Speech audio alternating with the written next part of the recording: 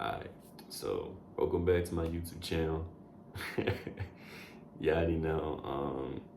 Today we're gonna be talking about what I usually always talk about, um, the gym community and how it's affected by the Manosphere, which obviously includes incels and the alt-right community.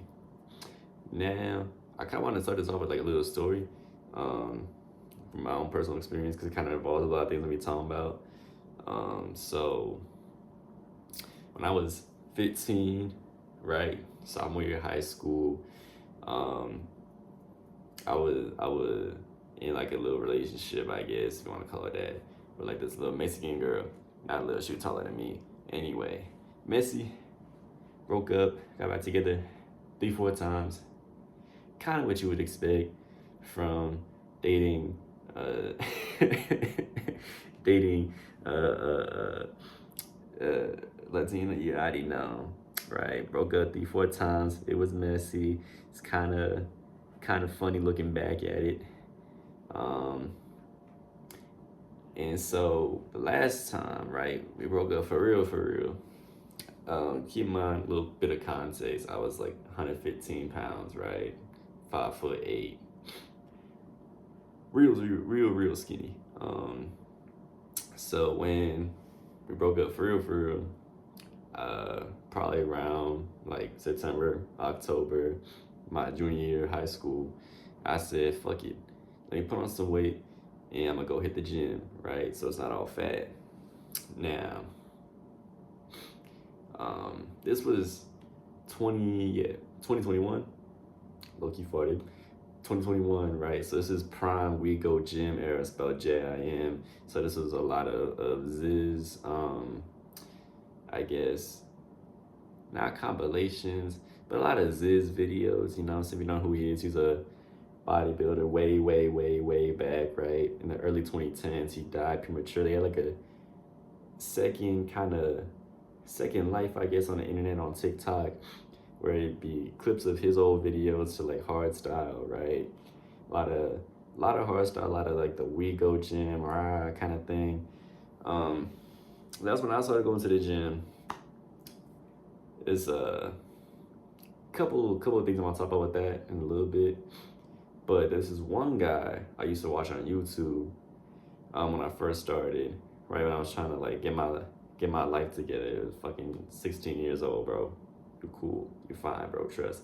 Anyway, dude's name was Hamza, right? Not the Hamza that does the little cool little videos with what's his name? Fucking, I don't know, the Canadian dude. This dude, this Hamza, always sat in his room, red LED lights, right? He had the fucking blue robe on all the time.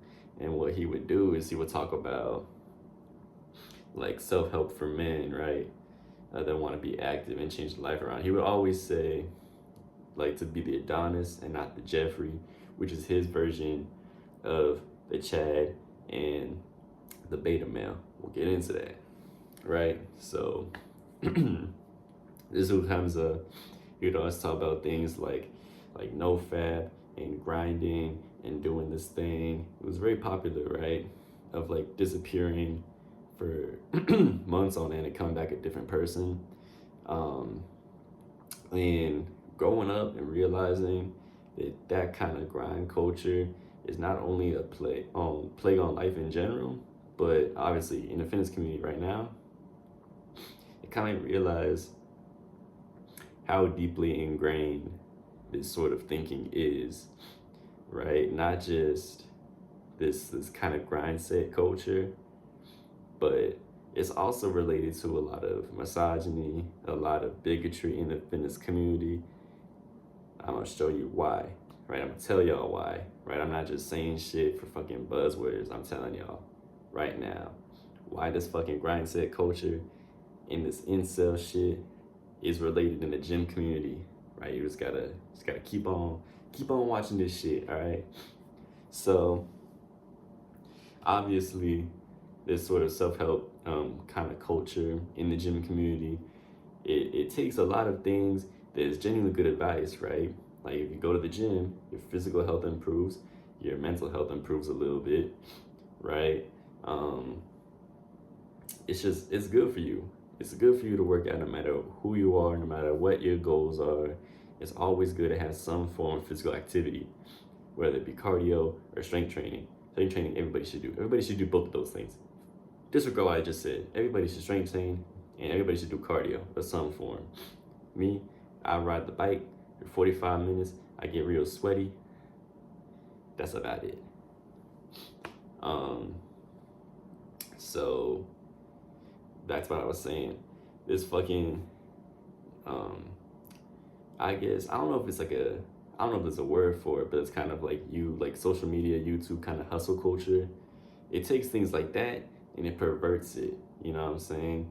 So it takes the whole advice of working out to improve your physical health and your mental health, and it perverts it into an asset to accrue wealth, right? To gain money and through strengthening your mind, right? It's all the wrong reasons, because you shouldn't be working out to further your business, right? That's just not really how that works, right? Because the idea is that you just, like, you build your grit and your discipline so you can fucking work and do these $10,000 a month kind of things. So that's another thing. I peeped his channel recently when I was doing research to make this video. And he's done a lot of videos on his channel. It's got like 2 million subscribers, some shit like that. He gets hundreds of thousands of views. Where it's like I make this amount of money in a month. Here's how you can do the exact same thing, and it's a lot of just drop shipping, reselling, making your own business, things like that. Because those are also videos I used to watch when I was 16 in this fucking hustle culture thing. Remember, I was deep in that shit. I almost got caught up again in the fucking Manosphere. First time I was 13 years old watching Ben Shapiro videos. Not that important right now. If you want, I can I can do something about that too. But for the purpose of this video, it's not really that important, right? The whole Ben Shapiro thing when I was 13 years old, it's not that important. But yeah, things like that, or even the whole don't watch porn thing, that gets into don't masturbate thing, which is obviously different. Masturbation is cool. Everybody does that. It's not evil, right? It's fine. Porn is evil. That's evil. That makes a lot of sense to say don't watch that, especially if your audience is like 14, 15-year-olds like me at the time, right? But saying don't masturbate is completely different.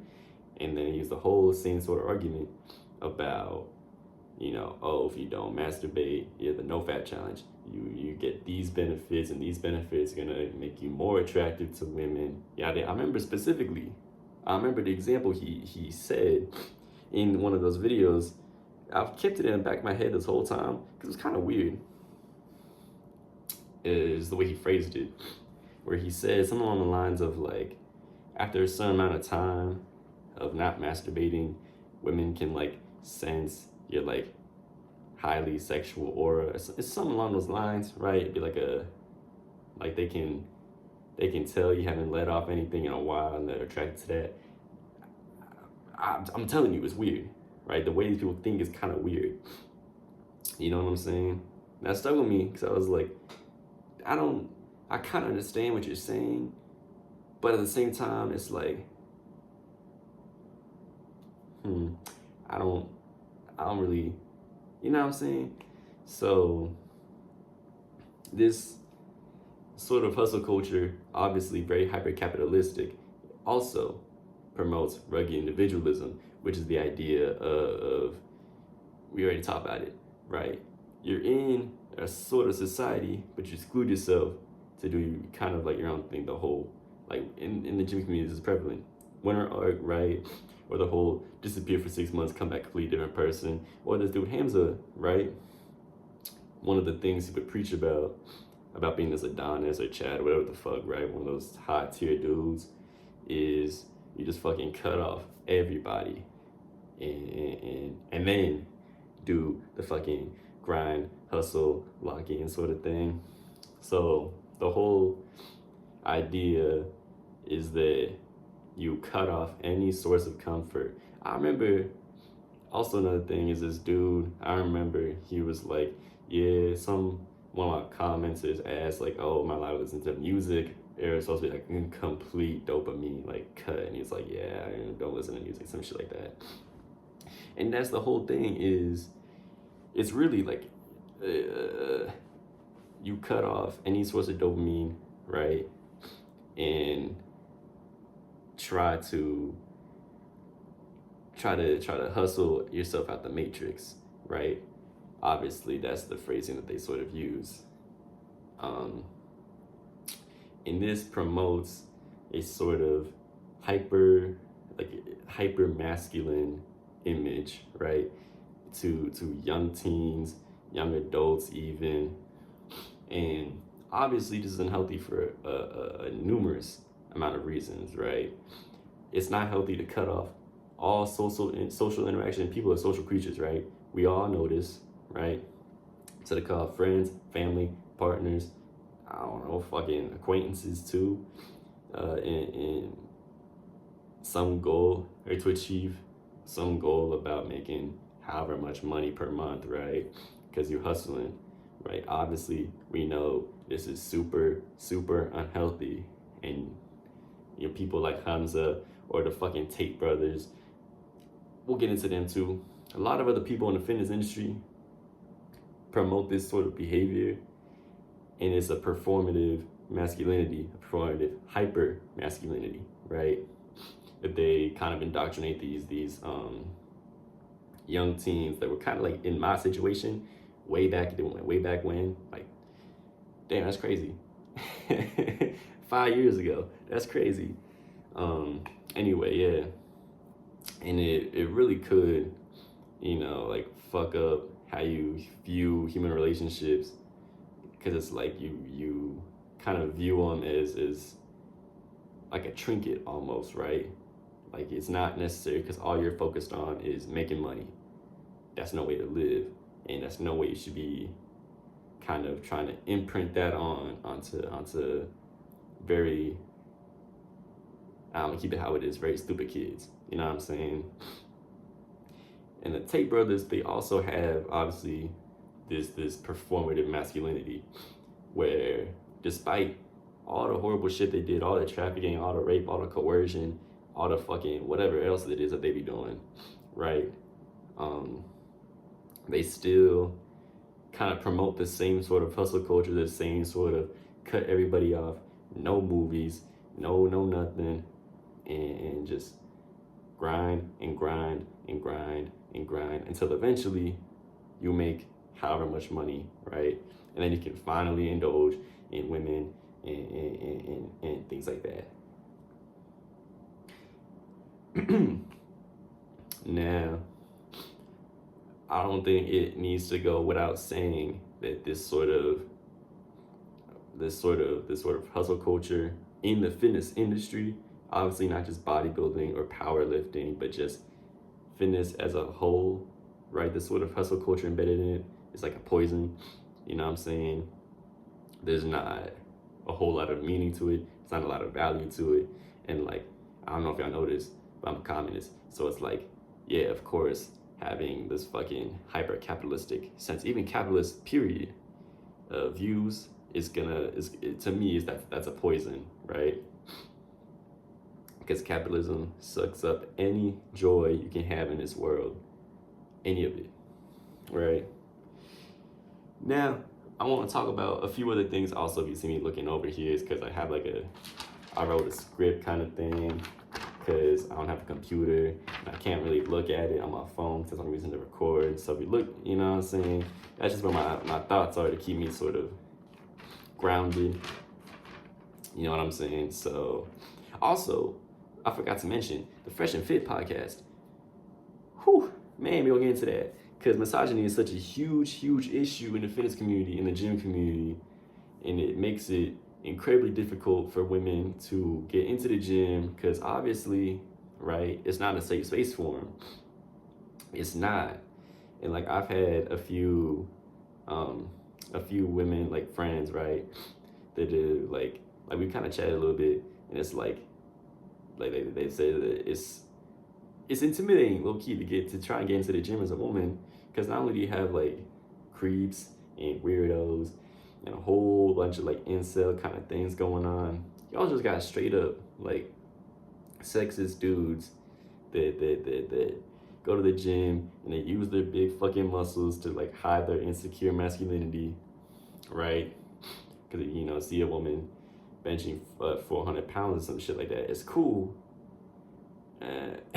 unless you are a 400-pound dude that also benches 400, and then you're like, oh, nah, that's not too crazy, I can do that, right? So the gym is a hostile environment for women to try and get into because of people like that, especially on social media, right? Especially on social media, you're gonna find, no matter what it is a woman is doing, no matter what she look like, you're gonna find a good majority, not majority, my bad, but a good like vocal group of people, right? A group of men in these comments doing whatever they can to discredit this woman, whatever it is she's doing, right? Whatever it is. And that's what I feel like I'm gonna get into that. We're gonna get into that. Cause like, not only, so first off, there's a theory of masculinity by, I forgot their name, this woman, sociologist, her last name is Collins. This is a theory in 1995, right? Where she came up with a theory of hegemonic masculinity, which essentially is the most dominant form of masculinity in a society, hence the hegemony part, right? And this hegemonic masculinity dominates not only other forms of masculinity in a society, but also obviously dominates women, right?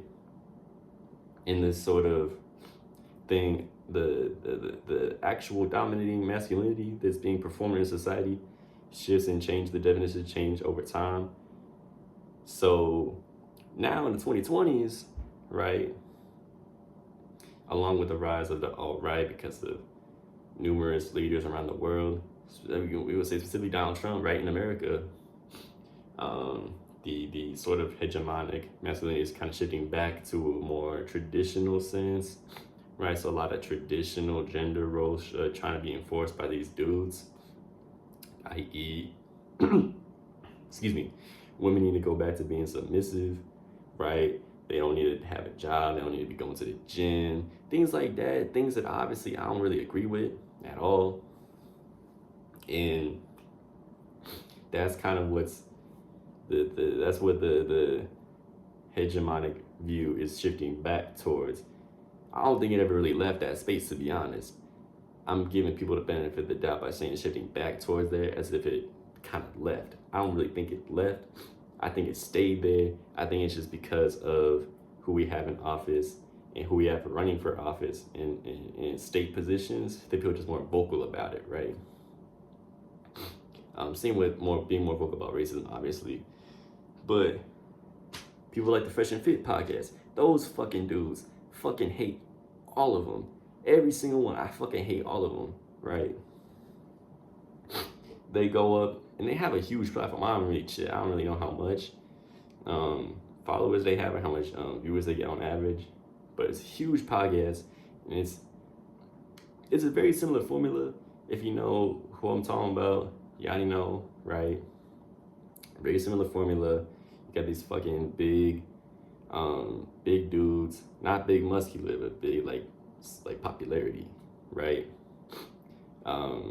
It's about the same misogynistic, anti-feminist takes into the fucking microphones to a bunch of women, right? And they purposely pick these women because they know that these women are not going to really provide any sort of meaningful conflict. They're going to do what these guys want them to do, which is they're going to be loud. They're going to say shit that makes them look a little stupid, not because they are stupid, but because these questions asked by the dudes are purposely phrased to get the most, to get the answer they want, right? And so, even though that whole kind of microcosm of the Manosphere isn't directly related, like it's not like these dudes, as far as I know on the podcast, don't really have like positions in the fitness community. That sort of platform, obviously on social media, right, kind of backs up these anti-feminist, misogynistic takes that infect the fitness community, right? And the reason I bring them up in particular is because these are like the biggest examples of this shit that I've seen on social media the last few years, right? Like, obviously, there's other podcasts that do the same sort of shit. These guys, though, are the biggest, right? And so they have these, yeah, they have these positions in the social media kind of scope of things that it feeds back, right? It's a feedback loop, right? Of misogyny that ultimately ends up with people that go to the gym or in the fitness industry that end up doing the same shit and aren't really getting nowhere. Now, what I want to talk about next is, of course, incels. Now, I was doing research for this video. I didn't know this, but the term incel actually comes from a Canadian university student back in 1997. Her name was Alana. She was a lesbian. Had no idea about that. I had no idea about that. But I should start with. So how I've kind of read about this, how I've kind of figured this out is that there's a few popular ways that dudes get funneled into this incel community, right? So one mostly is they like see somebody they think is smart producing these heinous kind of obviously these sexist takes, right? Whether it be Ben Shapiro, like I mentioned earlier, somebody else on the Daily Wire, maybe even some fucking bodybuilding dudes too, right? Someone that appears to have a whole breadth of knowledge and is confident in what they say, and they spew these anti-women sexist takes into their platform. And these guys don't really know a lot of critical thinking going on. They agree because they don't actually talk to women. They don't actually know what women are like. They don't listen to the other side of the conversation. It's usually, probably the side that's correct most of the time. 99% of the time. That's one way, right? They get funneled into it because they see a masculine figure that appears to know what they're talking about. Like I said earlier, the Tate brothers, or probably some dude off the Fresh and Fit podcast, or fucking Ben Shapiro, somebody like that, right? They listen and they're like, yeah, this guy's speaking facts. I also hate women now. Or two, they have a bad experience personally with women, right? Maybe they asked a girl out, they're expecting something, and the girl was like, no, I don't actually want to do that. And now they're salty, right, that they ain't getting none, even though they never really, like, you don't have ownership over that. You can't be entitled to that. Again, not a lot of critical thing going on, so of course they don't, of course they're gonna get salty about that.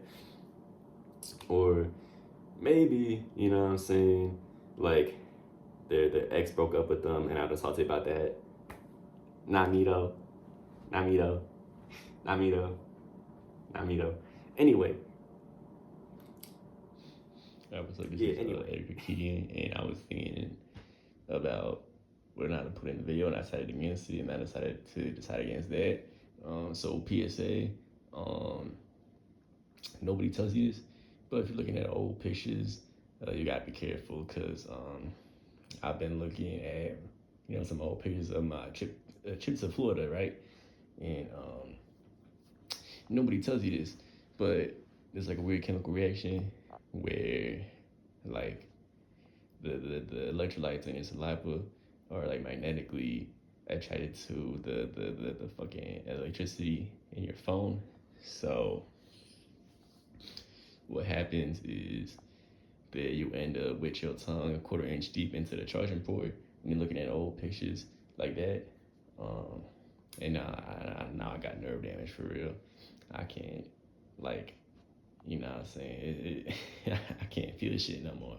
So PSA, if you're looking at old pictures that you have for whatever reason still on your phone, just be careful because you could end up like me. So back to the video. I know it's a serious topic, but I just had to let y'all know. That's number two, right?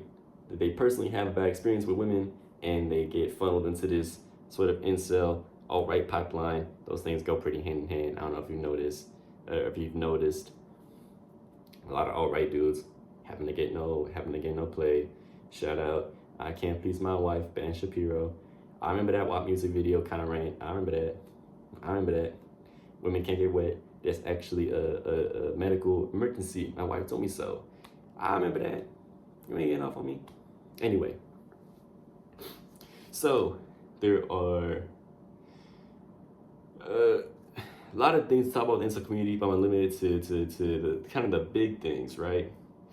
So a lot of the issues that the incel community talks about, not that I want to give them a lot of legitimacy right now, but just to kind of better understand the psychology of things, is that these incels view the world a certain specific type of way, right? Where you have it's like a spectrum, right? You have these super attractive dudes on top. They're like the Chads, as I was talking about earlier, the Chads, the Adonis types.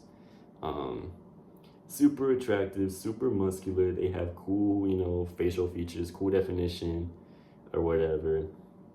They get all the women, right? They get all the attention, all the women.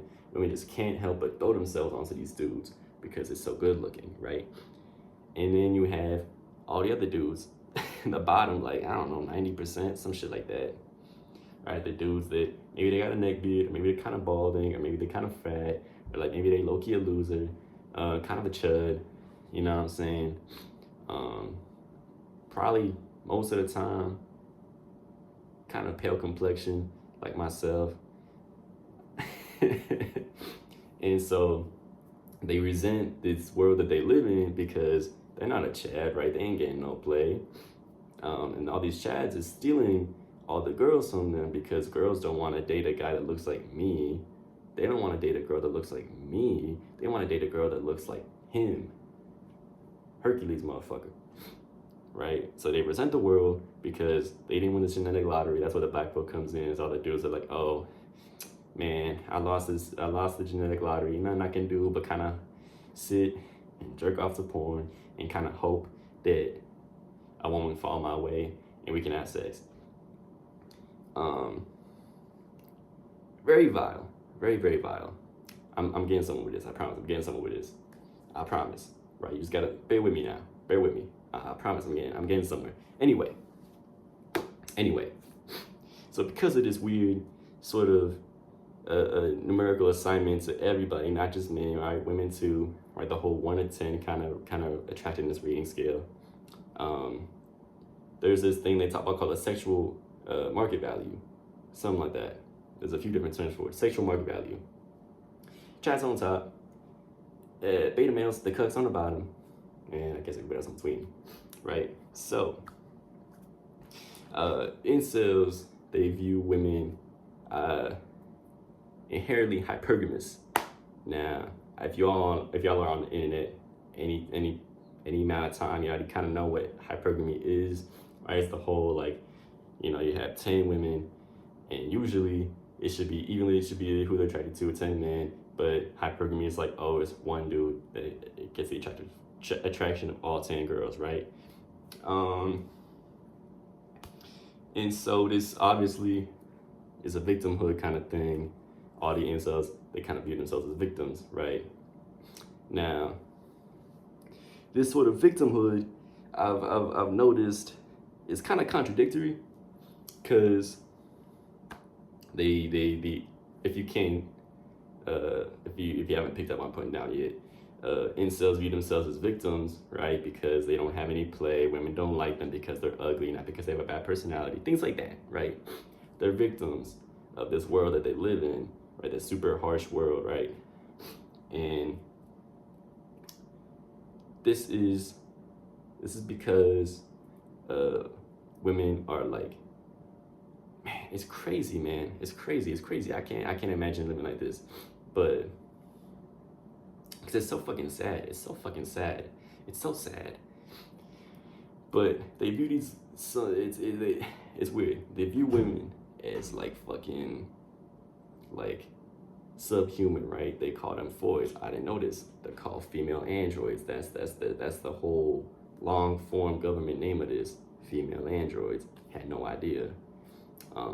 So inherently they view women as fucking below them, right? Not worth the time, not worth the effort, but also that they're owed something. They're owed sex. They're owed something. There's a whole thing called orbiting I won't get into right now, but essentially the whole nice guy thing, where it's like the idea of like, if I'm nice to this girl and I give her money and I give her a lot of things, maybe, just maybe, I'll get some head out of this. And then she says no, because why do you think they just don't want a whole bunch of shit out of a woman? It makes you entitled to sex or something like that, some sort of favor. Obviously, women are not, they're not gonna fuck with that, right? And so that's the whole thing. Also, right? And this is again another feedback loop, right? It's a whole other feedback loop. Not entirely separate to the other one with the whole misogynistic takes kind of thing flowing around the fence community. It's not necessarily separate, but it's just the whole, it's a resentment of women because women are supposed to be subhuman, and they're supposed to be below you, and they're supposed to be also masterminds because they use the attention that they get from dudes to boost their own egos and to get a whole bunch of like money and free shit, I guess. So it's a mastermind thing, and they use that to go get with the chads, right? Now, background information finished. Let's get to how this affects the fitness community, right? So a lot of these incels, like we talked about, not the black pill ones, but all the other ones, all the other incels, they have this idea, maybe if I get big, if I go to the gym and I start hammering my cheekbones with hammers, then maybe I'll get some women. Now, we don't need to spend a whole lot of time talking about or debunking that sort of claim. We kind of already did that already, right? Just because you go to the gym and just because you look max, which again, awful, completely awful. Maybe another video in its own, probably a while down the line. I want to do some other type of thing before we get to that. Anyway, the logic is flawed behind being an incel. Clearly, right? Obviously, right? Though the running theme here, just between incels and these hyper masculine alt-right figures, and kind of the whole manosphere in general, between pickup artists, which the guys with the fucking meta glasses, the whole like kind of street interview thing. It's a term, men going their own way, MGTOW. That's what I was talking about earlier, kind of like the whole Hamza capitalistic grind set culture. Essentially the same thing. Is the whole running theme here is that these people use the gym as kind of like a jumping pad, right? They take the gym, they take the health benefits it's supposed to give you, and they catapult that into whatever their own fucking idea of masculinity is, right?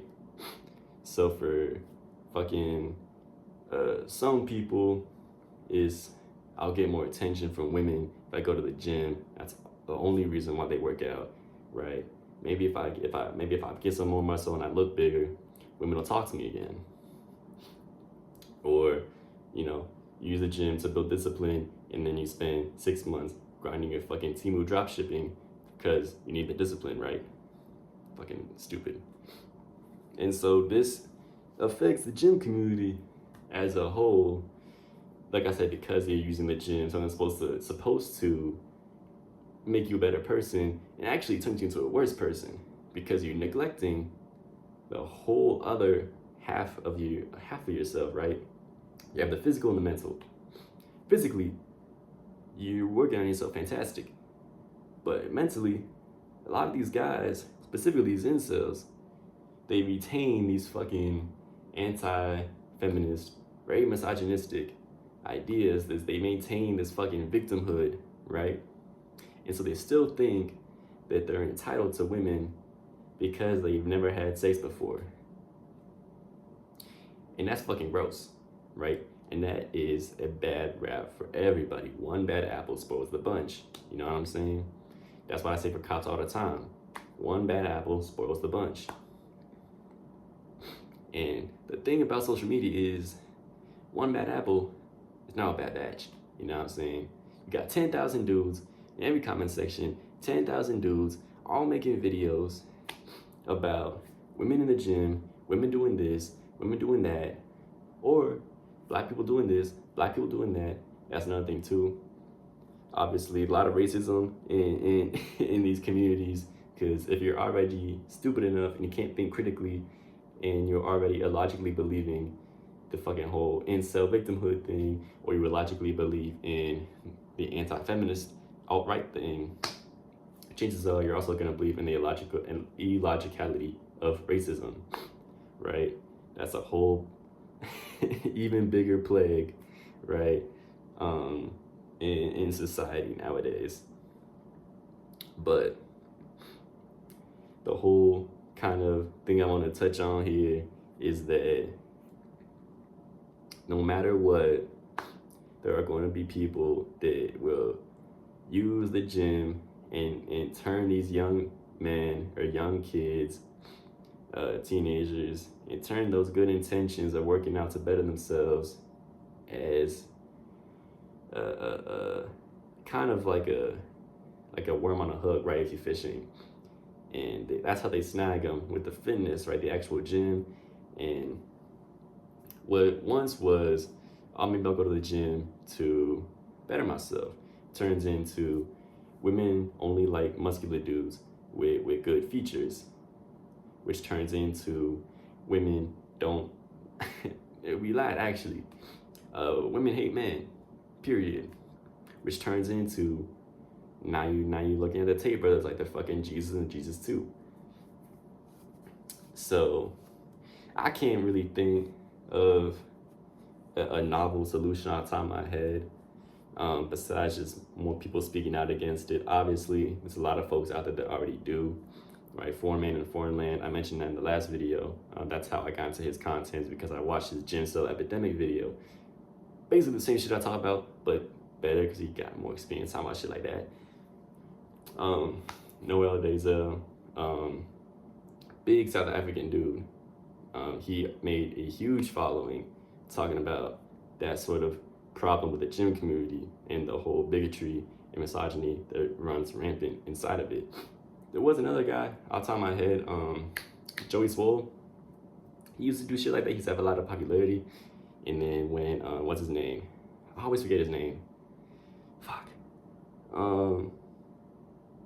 Shit, wrestler dude with a big fucking handlebar mustache. When he died, he kind of made a right turn and defended all the racist shit that he did and lost a lot of respect because of that, right? So there's a lot of people with big audiences that already call this shit out. But I think more importantly, also, we gotta check ourselves as people, right? Because a lot of this discourse takes place online. Nobody wants to say that shit in person. Now, I think what we can do besides calling it out online is checking ourselves in person, because we already know, right? As a man myself, I already know this too. So a lot of dudes that get comfortable and they start saying shit, and a lot of guys let it slide. I think what we need to do more of is to check these dudes in reality, right? And not let whatever weirdo shit they say, we should not let that slide, right? That's really all I can think of. That's probably the most basic, obvious solution. I'm not fucking Einstein. If you got any recommendations, let me know in the comments. Kind of tell me what y'all's thoughts on. Also, feedback on the video would be cool. It's my first time. It's 40 minutes right now. I also got to edit this shit. Luckily, it's Thursday, so I got another little while to do this. But yeah, my first time making a long ass video like this, where I'm not playing video games. So that's kind of cool. Y'all have any suggestions? Let me know. I think next video, I kind of want to talk about Mission Reader Viewpoint. I've been reading that. Real good shit. Real gas. I thought it'd be bad, but it's actually pretty good. So yeah, I guess that's it. I'll see y'all later then. If you're horny, let's do it. Like and subscribe. My channel is waiting. Comment what you like.